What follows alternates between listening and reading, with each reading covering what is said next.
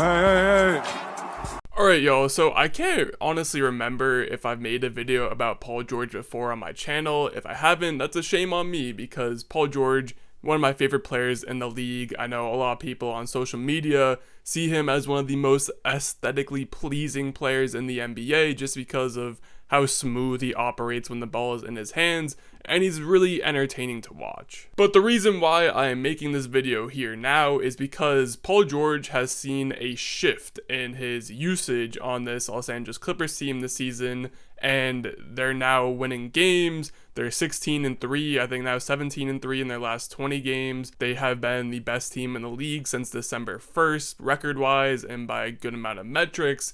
And, you know, with PG playing this new role, the addition of James Harden, Kawhi being healthy, all these things are coming together to make the Clippers a very dominant team that a lot of other fans of other teams should be scared of. And it all really started from this tweet I saw last night from @LAClippersFilm. Great follow on Twitter, especially if you're trying to learn more about the Clippers. And he basically pointed out that over the last 13 games, Paul George's catch and shoot frequency has shot up to 32%, which for perspective, that same frequency on threes last year was at 27%.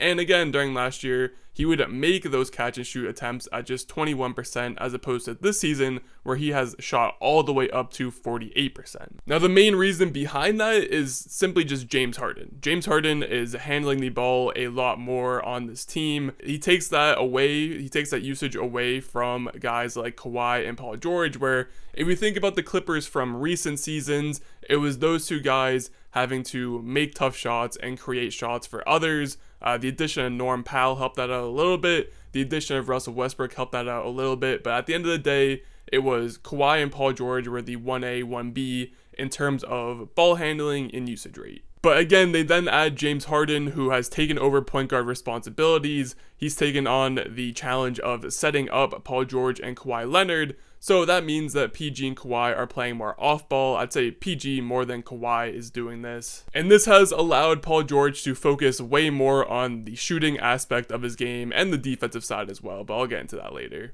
And I've been seeing some people on Twitter equate this to him essentially playing the Klay Thompson role on this Clippers team, and I think that's a pretty solid way to put it. You know, he doesn't have to create for himself as much. Paul George can definitely still go ISO and get you a bucket, but he doesn't have to rely on that part of his game. Plus, if you just take a great shooter like Paul George and tell him that all he has to worry about is shooting the ball rather than having to dribble into a shot, it just makes the game so much easier. And the stats back this up too. Across those last 13 games, like I mentioned from the tweet, Paul George has scored at least 20 points in all those games, which is a new personal record for him during his LA Clippers era. If you look at his averages across those 13 games as well, he's a hair under 26 points, almost 5 rebounds, 3 assists, 2 stocks per game. But the numbers that I think are most important in this span is he's 50% from the field, 48% from 3, and that's on over 9 attempts from 3 a game, which is just absolutely insane. Even season long, he's up to a career high 42% from 3. If he were to increase his just overall field goal percentage by just 3 points, he's at 47 currently. If he just bumped it up by 3 points to 50%, he would qualify for the 50-40-90 club.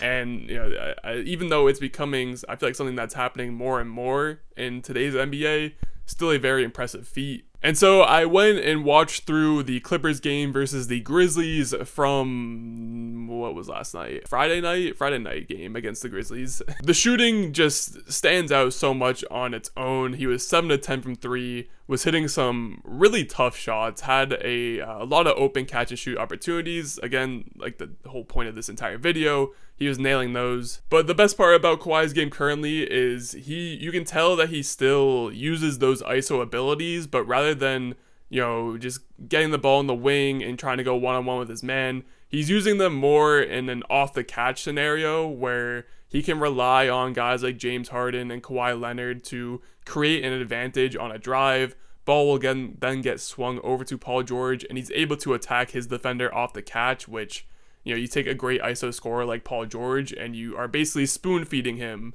advantageous scoring opportunities, and he's taking advantage of it. He's making it look super easy. And another thing I love about Paul George is offensive game, and something that I don't think he gets enough credit for is he is a tremendous driver of the basketball. He didn't do it that much in this game against the Grizzlies, but he did have a few plays where he took it strong to the rim. And as awesome as it has been to see him just go absolutely unconscious from beyond the three-point line recently, I do think that the best version of Paul George is the one that actually attacks the rim, gets to the foul line, and puts pressure on the rim and on the defense. And speaking of defense, a fun thing about this game was, with the Clippers starting lineup, they essentially have James Harden running the point. They have Big Zoo locking down the center position. And then they have Terrence Mann, Kawhi Leonard, and Paul George, who defensively can kind of just be switched throughout any matchups that they want. So, for example, in this game against the Grizzlies starting lineup, if I can remember off the top of my head, was Vince Williams, Desmond Bane, Jaren Jackson Jr., Xavier Tillman, and I think Luke Kennard. So the point I'm trying to get at is the Grizzlies are running a 2 big man lineup with Jaren Jackson Jr. and Xavier Tillman, and I feel like you would expect Kawhi to guard Jaren Jackson Jr. at that 4 spot, but they actually stuck Paul George on him. And again, this goes back to that point I mentioned earlier. Because of the fact that Paul George doesn't have to worry about dribbling the air out the ball every other possession to create a shot for himself or his teammates, he can put more focus onto the defensive side of the court. He can reserve more energy for it. And it definitely showed in those possessions where Jaren Jackson Jr. tried to take him off the dribble, and PG was playing great defense despite the fact that he was outsized in this matchup. He also still has great instincts in getting into passing lanes and just cooking defenders.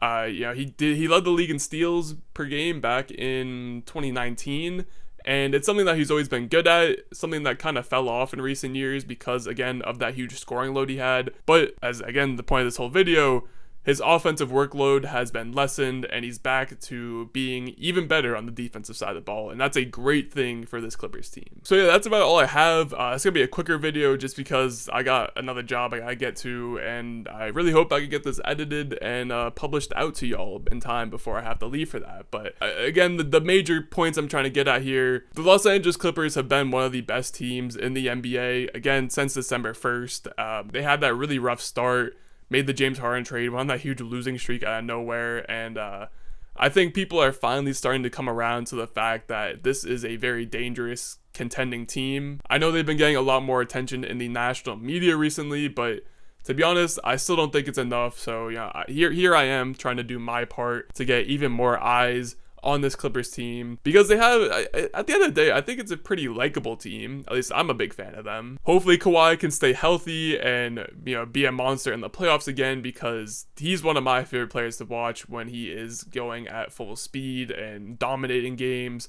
Paul George, I think I mentioned at the top of the video, a lot of people like to watch Paul George's game because he's just a very entertaining player to watch. You got the Harden and Westbrook duo, 2 aging veterans that have had a lot of shit thrown their way in recent years, so it'd be nice to see some vindication for them. Norm Powell off the bench has been an absolute monster, 6-man of the year candidate, at least he should be. Terrence Mann is finally in the starting lineup and getting the minutes he deserves. Big Zoo might not seem like, he's definitely not an all-star center, but he can go out and outplay any of your favorite teams' all-star centers on any given night. And again, this is a Clippers team that in this era has been deemed the chokers, kind of similarly to my Boston Celtics, but I could envision a world where we finally get that Celtics-Clippers finals matchup that everyone thought was going to happen when these teams first came together like 5 years ago. So, as always, I hope you enjoyed. Make sure to like, comment, subscribe, all of those good things, and I'll catch you on the next one.